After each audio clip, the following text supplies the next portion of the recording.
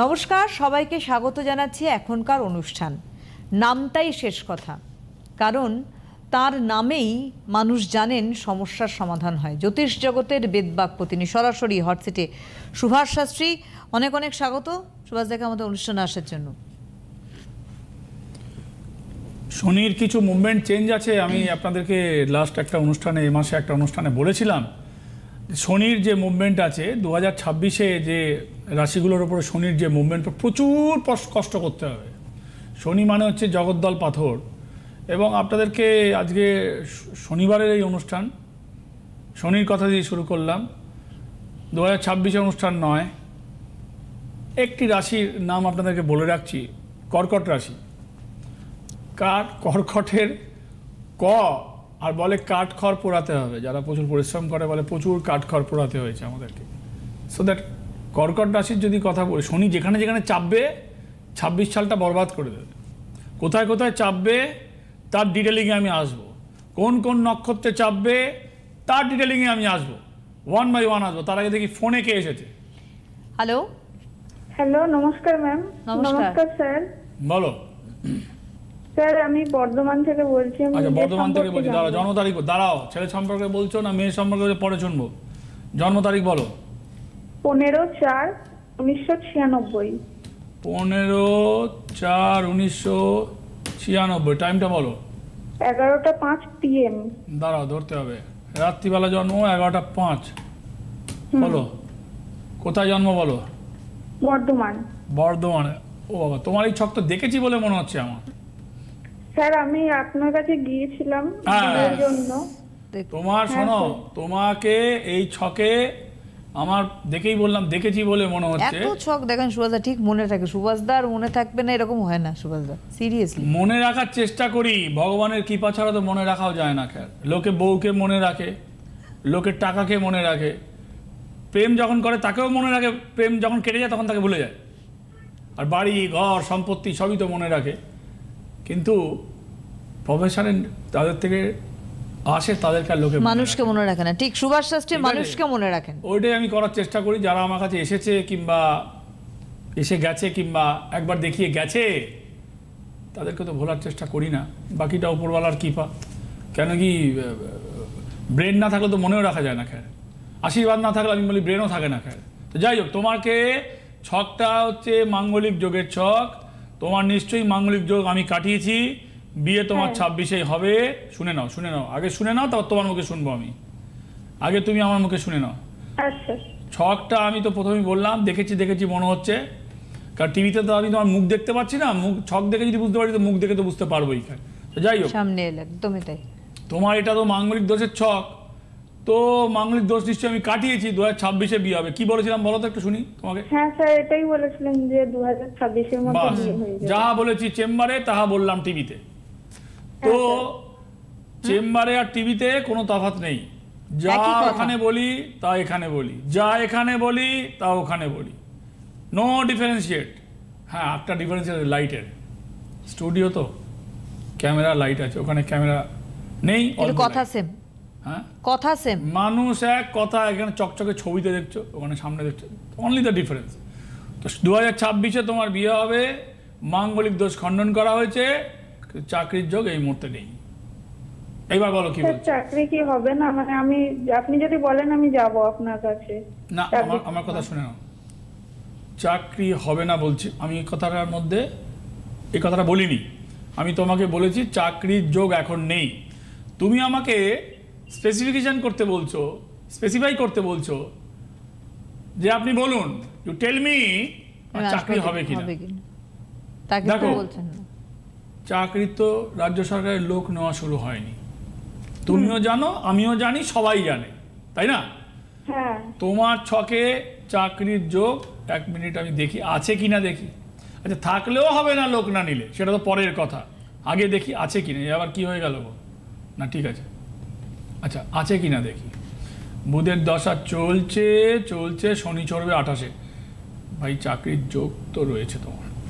আছে? হ্যাঁ, চাকরির যোগ আছে। সেটা 2027 এন্ডের থেকে।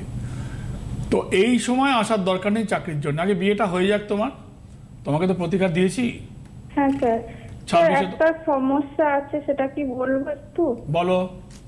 স্যার বলছি, আপনি রিমেডি তো দিয়েছিলেন, কিন্তু মানে অগস্ট মাসে আমার বাড়িতেই আর কি ঠাকুমা মারা যায়, সেই জন্য মানে ঠাকুমাকে ছুঁইনি, তাও ইনডাইরেক্টলি তো মা বাবার মাধ্যমে ছোঁয়াই হয়েছে, তো সেই তখন থেকে খুলে রাখা আছে। ভালো প্রশ্ন ইনডাইরেক্টলি ছুলে কোনো অসুবিধা নেই। তুমি আচ্ছা দুটো জিনিস হতে পারে এখানে। একটা হচ্ছে আমার রেমেডিটাকে আমি তো আপগ্রেড করছি, তুমি তো জানো, কেন কি ও জানে না, নতুন বসেছে অনেকদিন পরে, তো আপগ্রেডেশন চলছে রেমেডিকে আপগ্রেড করে নিতে পারো, এটা একটা অপশন। সেকেন্ড হচ্ছে আপগ্রেড করার প্রয়োজন নেই, পড়ে নিতে পারো। স্যার আপনি কি বলছেন, মানে কোনটা করলে সব থেকে ভালো হবে? আমি it is up to you, কখনো কিছু বলেন না, মানে দেখো it is completely up to you. আমি তোমাকে এটা বলতেই পারবো না যে তুমি খরচা করে আপগ্রেড করো, আমাকে দিয়ে তো হবে না, কারণ আমি বলতে পারবো না, that is up to you. আমি তোমাকে বলতে পারবো না যে তুমি এসো পয়সা খরচা করে আপগ্রেড করো, না। প্রথম হচ্ছে আপগ্রেডের খরচা পড়ে, বলে দিচ্ছি, আপগ্রেডের খরচা পড়ে 1/4। আপগ্রেড তারাই করে যাদের সেই পারপাসটা সলভ হয়ে গেছে, নতুন পারপাস জন্য 1/4 টাকা দিয়ে আবার সেটাকে মোবাইলে আপগ্রেড হয় না, জানো তো। মোবাইল এখন 2 বছরের দোকান বলে ফেলে দাও, নতুন কেনো, 16 এসেছে, 17 এসেছে, 100 আসবে, ফেলে দাও। কিন্তু আমি সেই লোক যে রেমেডি দেওয়ার পরে আমার মনে হয় 25 বছর আগে রেমেডিকে আপগ্রেড করে দিতে চলতে পারে, তো হোয়াই নট। স্যার আপনার কাছে কি গিয়ে শুদ্ধ করাতে হবে কিছু, মানে ওই যে এগুলো দিয়েছিলেন আপনি? করতে পারো, তুমি দেখে নাও, তবে বুকিং করে আসতে হবে, সেটা তুমি দেখে নাও আগে। আচ্ছা সুভাষ, একটা প্রশ্ন আমার আছে। বলো। আপগ্রেড এই যে হচ্ছে, এই আপগ্রেডেশনের তো এটা তো তার মানে এনার্জাইজ হচ্ছে, আরো বেশি পাওয়ারফুল হচ্ছে। হ্যাঁ নিশ্চয়ই। সুতরাং নিশ্চয়ই আমার মনে হয় এটা তো সাধারণ বুদ্ধিতে বোঝা যায়। একদমই তাই। না বোঝোনি, না বুঝে একবার তুমি তাই বলে দিয়েছো। আমার পাওয়ার ক্ষয় হচ্ছে, পুরনো মালকে নতুন করা মানে আমার পাওয়ার যাচ্ছে, যে দেখিয়েছিল তার পাওয়ার বাড়ছে। হ্যাঁ, পুরনো মালকে নতুন করে জীবিত করে দেওয়া। তোমার যদি পুরনো 10 বছর আগের একটা ফোন হয়, সেটা এখনকার মতন ফরম্যাটিং করে তুমি নিয়ে চলে এলে, আর 1/4 টাকায় নিয়ে চলে এলে, তো তার তোমাকে নতুন কিনতে, ইউ আর বেনিফিটেড। একদমই তাই। যে করছে সে বেনিফিটেড নয়, নতুন বেচলে বেনিফিট। কিন্তু আপনি করছেন সেটা আমার ক্লায়েন্টের জন্য, কারণ এটাই আমি বলবো কেন এই কথাটা বললাম। আমি আমার ক্লায়েন্টের জন্য করছি, করতেই হবে আমার। কারণ ব্যবসায়িক নিরিখে সুভাষ শাস্ত্রী হলে এই জিনিসটা করতেন না, এই 1/4 প্রশ্নই আসতো না, কখনোই আসতো না। এই জন্য সুভাষ শাস্ত্রী ব্যবসায়িক নিরিখে না, সুভাষ শাস্ত্রী শেষ কথা ওনার একটা, যে উনি বলেছেন না তোমার হবে, এখন এসো না, ওই সময় এসো, এই জন্যই মানুষ অপেক্ষা করে থাকেন। বলো, কেউ রয়েছেন? হ্যালো। হ্যাঁ হ্যালো, কে বলছেন? আমি কুচবিহার থেকে বলছিলাম। আপনাদের দুজনকে আমার নমস্কার। বলো। হ্যাঁ নমস্কার। আমার ছেলের সম্পর্কে জানবো। জন্ম তারিখ বলো। ছেলের জন্ম তারিখ হচ্ছে 15/11/96। 15/11/96। টাইম বলো। টাইম হচ্ছে সকাল 6:30। কোথায় জন্মেছে? হাবড়া। 96 সকাল 6:30। আমাকে দেখানো হয়েছে আগে? হ্যাঁ হ্যাঁ হ্যাঁ হ্যাঁ, 16 সনে গেছিলাম, 18 সনে চাকরিতে এসে ভালো। এইবার ছেলেকে আমাকে বিয়ে দিতে হবে, মানে 1 by 1 যাচ্ছে। আমি ছক দেখে নিয়েছি তো, আমি তো ছকটা খুলে বললাম। রেমেডিটা হারিয়ে গেছে, রেমেডিটা নিতে হবে। ছেলেকে বিয়ে দিতে হবে, চাকরি পেয়েছে, 16 সালে এসেছিল, 18 সালে এসেছিল, তারপরে চাকরি পেয়ে এখন বিয়ে দিতে হবে। কিন্তু প্রতিকারটা না নিলে এইটা কিন্তু বড় বিপদে পড়বে 2026-এ। কেন কি রাশি হচ্ছে ধনু রাশি, বলছি আগে শুনে নাও, বক্তব্যটা আগে শুনে নাও। ধনু রাশি, এই ধনু রাশি হচ্ছে, এখানে রাশিতে বৃহস্পতি বসে রয়েছে, শুভ যোগ। কিন্তু কথা হচ্ছে যে এর এখন যে দশাটা চলছে, এই এখন মঙ্গলের দশা চলছে, মঙ্গলের দশা 30 পর্যন্ত চলবে। আর এখন এর চলছে মঙ্গল শনি ঢুকবে 2026-এ। আমি এইমাত্র বলছিলাম আজকে শনিবারের অনুষ্ঠানে কর্কট রাশির কথা উল্লেখ করলাম, যে রাশিগুলোর ওপরে শনির প্রবেশ ঘটবে 2026-এ, তাদের কাঠখড় পোড়াতে হবে অনেক। খুব কনসাসলি এই কথাটা ইউজ করলাম আমি, যে কাঠখড় পোড়াতে হবে, মানে প্রচুর পরিশ্রম, রেজাল্ট কম। 10 টাকার পরিশ্রম, 3 টাকার রেজাল্ট, 2 টাকার রেজাল্ট, মানে 1/4, 1/5। 10 টাকা 2 টাকা হচ্ছে 1/5। আমি সেটাই তো বলছি, শুনতে হবে তো, বলছি তো, লাইনে রেখেছি, লাইনে আছো তো। বিয়ে দিতে হবে 2026-এর শেষের দিকে বিয়ে হবে।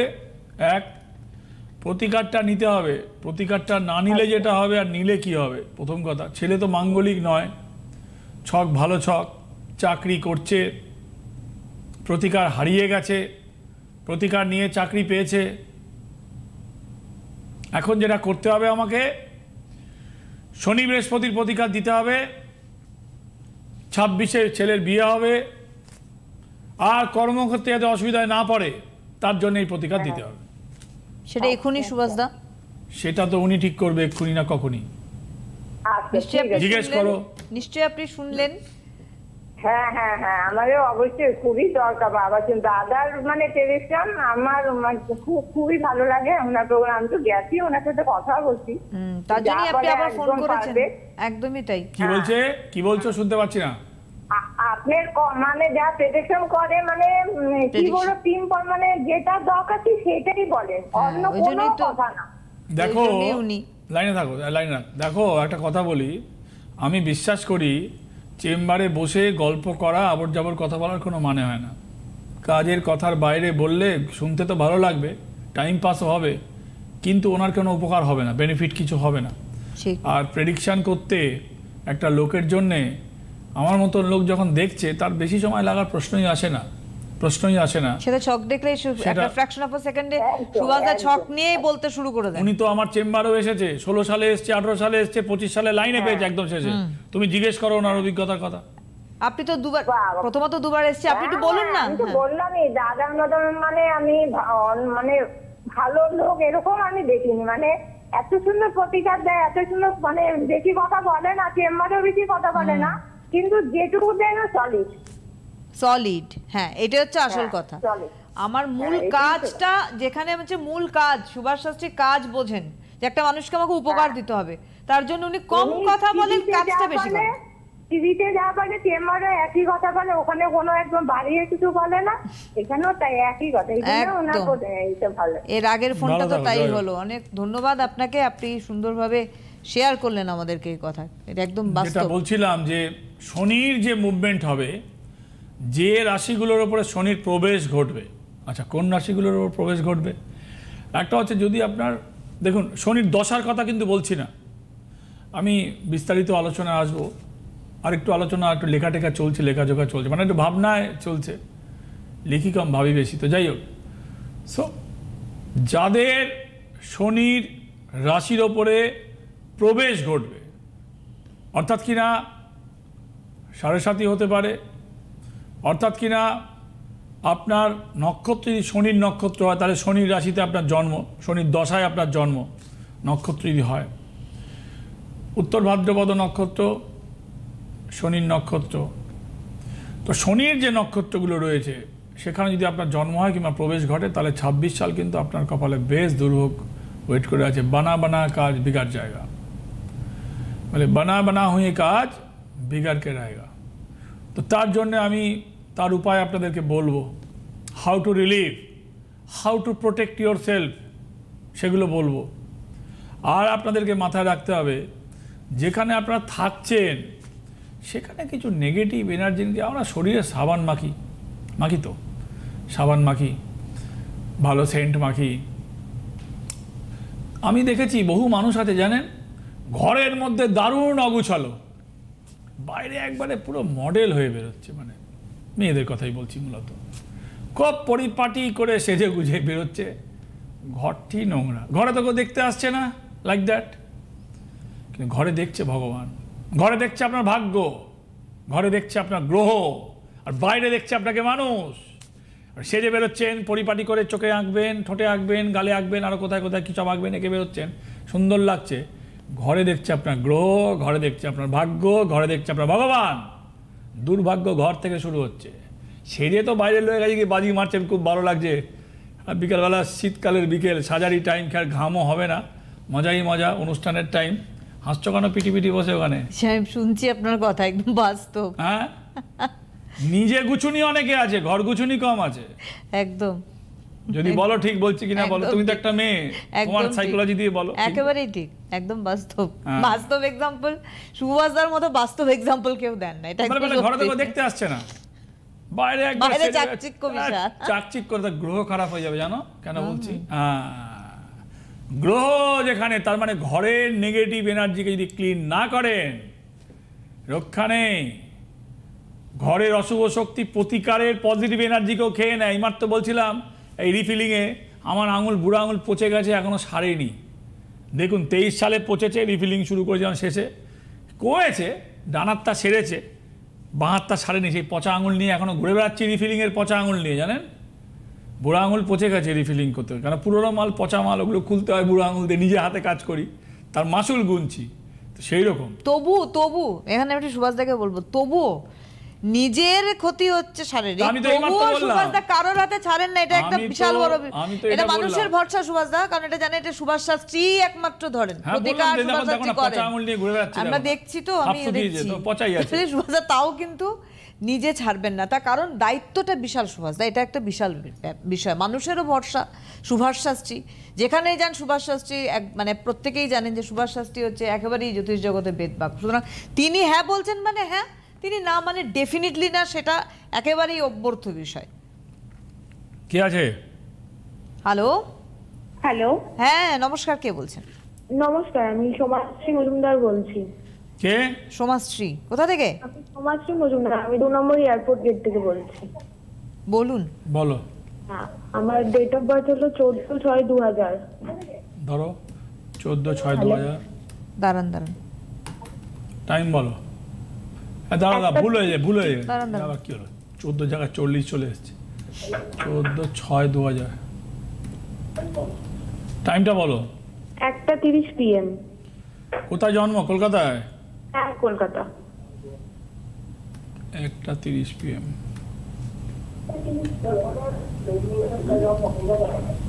কে কথা বল?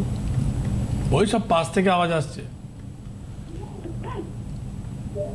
বুধবার, বিশাখা, বৃহস্পতির দশা জন্ম, রাক্ষসগণ। সময় খারাপ যাচ্ছে, সময় খুবই খারাপ যাচ্ছে, ছকের অবস্থা ভালো নয়, সময় খারাপ যাচ্ছে। 25 বছর বয়স, বয়স খুব একটা তোমার নয়, ম্যাচুরিটি লেভেল গুড, কাজকর্ম হবে না, ছকটা খারাপ নয়, কিন্তু শনির অবস্থান তোমার ভাই ভাগ্যস্থানে, নবমে শনি বসে রয়েছে। ভাগ্যস্থানে শনি মানে পট করে তোমার কোনো কাজ হবে না, 1। 2 হচ্ছে যে দেখো তোমার ছকে মাঙ্গলিক কোনো দোষ নেই। হ্যালো, শুনতে পাচ্ছেন? মাঙ্গলিক কোনো দোষ নেই এবং কাজকর্ম হওয়া মুশকিল আছে। কিছু করো তুমি? না, এই মুহূর্তে কিছু করছি না, কিন্তু জবের জন্য ট্রাই করছি। জবের তো এখন হবে না, 2026-এর এন্ড, 27 ধরে চলো। আজকে 25-এর এন্ড, নভেম্বর মাসের একদম শেষ, 29 তারিখে আমরা চলে এসেছি, আর একদিন দুদিনের মধ্যে মাস শেষ।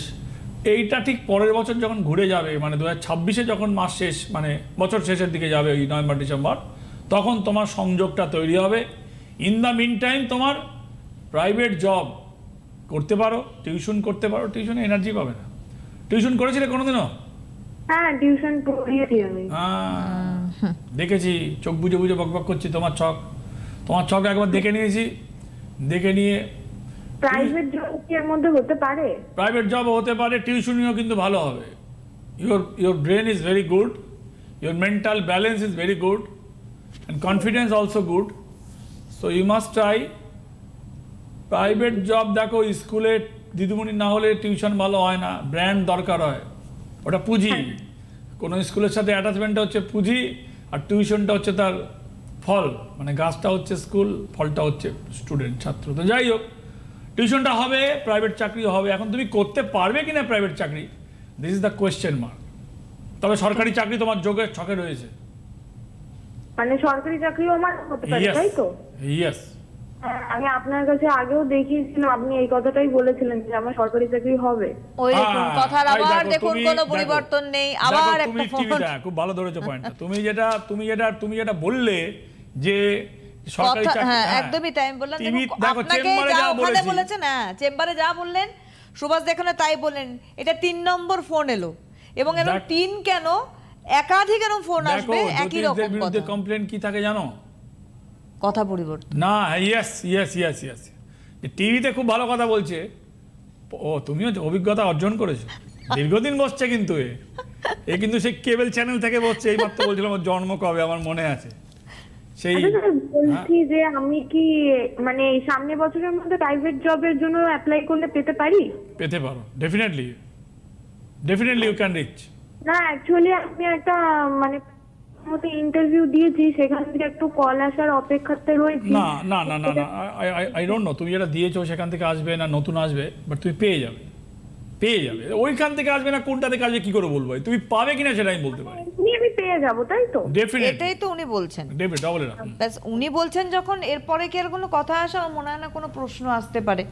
তার কারণ হচ্ছে আপনারা তো নিজেরাই বুঝতে পারছেন, যা উনি বলছেন চেম্বারে তাই উনি বলছেন লাইভ এখানে একই জায়গায়। না আগে লাইভে বলে চেম্বারও এটাই বলেছি, মানে ওইটা তো বললাম যে কোনো পরিবর্তন নেই, নাহলে তো শব্দ পরিবর্তন হয়ে যেত, বাক্য পরিবর্তন হয়ে যেত। সুভাষ শাস্ত্রী সেটা ভালো অভিজ্ঞতা অর্জন করেছে, আপনাদেরকে বলছি।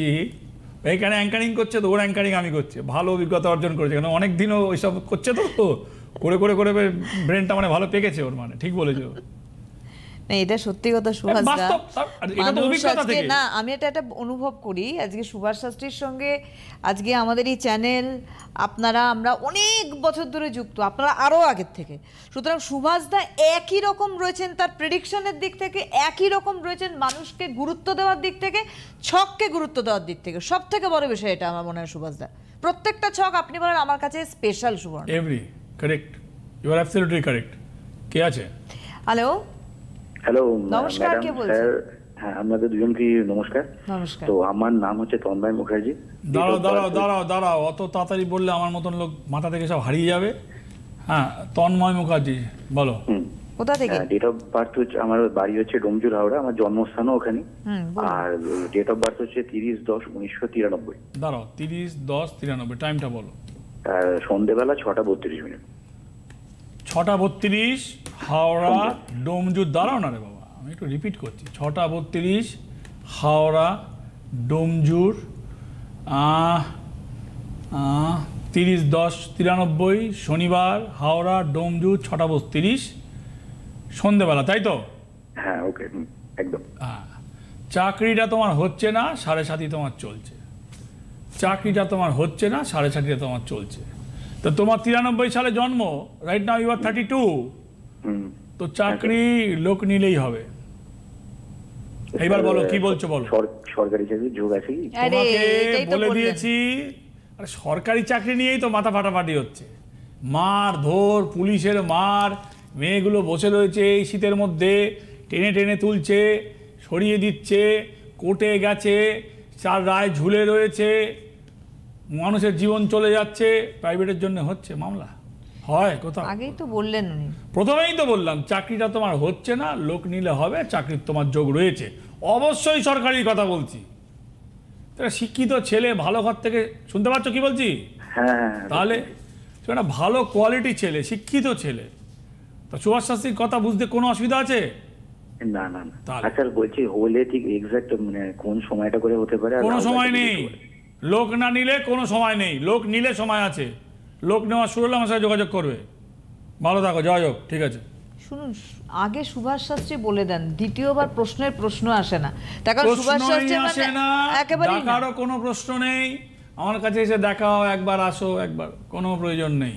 যার প্রয়োজন তাকে টেনে আনবে। একদমই তাই, একেবারেই তাই। তার জন্য আমি বলবো অবশ্যই মায়ের আশীর্বাদ, গুরুদেবের নির্দেশে সুভাষ শাস্ত্রী জ্যোতিষ জগতে আসা এবং বেদবাক্য হয়ে যাওয়া এবং জ্যোতিষ হয়ে যাওয়া সুভাষ শাস্ত্রী জ্যোতিষ জগতে। আজকের হাতে সময় নিয়ে অনেক ধন্যবাদ সুভাষদাকে, ধন্যবাদ আপনাদের জানাই। নমস্কার। জ্যোতিষ হলো বেদের অঙ্গ, আর সুভাষ শাস্ত্রীর কথা জ্যোতিষ জগতে বেদবাক্য।